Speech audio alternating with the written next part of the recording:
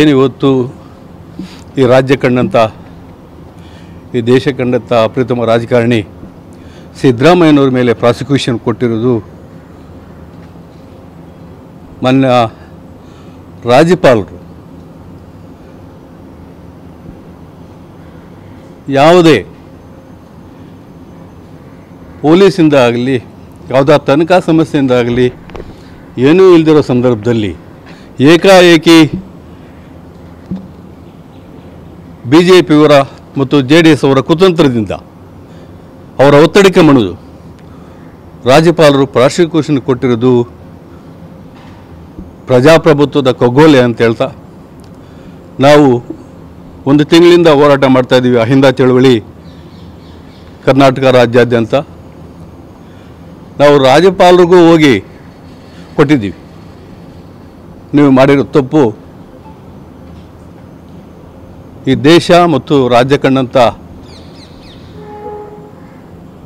ಪ್ರಜಾಪ್ರಭುತ್ವದಲ್ಲಿ ಎರಡನೇ ಸಲ ಮುಖ್ಯಮಂತ್ರಿಯಾಗಿ ಏನು ಈ ದೀನದಲಿತರು, ಬಡವರು, ರೈತ ವರ್ಗ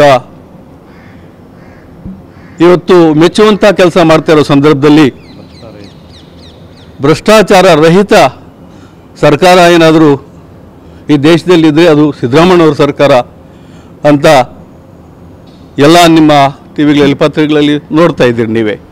ಯಾಕೆ ನಾವು ಸಿದ್ದರಾಮಯ್ಯ ಅವರ ನಾಯಕನ ಪರವಾಗಿ ನಾವು ನಿಂತಿದ್ದೀವಿ ಅಂದರೆ ಇವತ್ತು 80% ಜನ ಕರ್ನಾಟಕದಲ್ಲಿ 88% ಜನ ಅಹಿಂದ ವರ್ಗ ಇದೆ. ಹಿಂದುಳಿದವರು, ದಲಿತರು, ಅಲ್ಪಸಂಖ್ಯಾತರು, ಬಡವರು, ಮಹಿಳೆಯರು ಎಲ್ಲ ವರ್ಗದ 80% ಜನ ಇವತ್ತು ಸಿದ್ದರಾಮಯ್ಯನ ಪರವಾಗಿ ಹೋರಾಟ ಮಾಡ್ತಾಯಿದ್ದೀವಿ ಅಹಿಂದ ಮುಖಾಂತರ.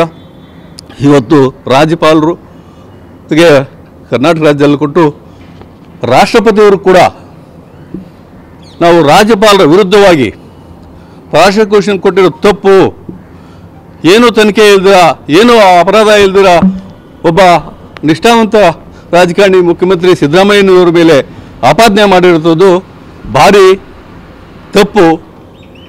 ತಾವು ರಾಜ್ಯಪಾಲರನ್ನ ಅತಿ ಶೀಘ್ರ ನೀವು ವಾಪಸ್ ತರಿಸ್ಕೋಬೇಕು ಕರ್ನಾಟಕ ರಾಜ್ಯದಿಂದ.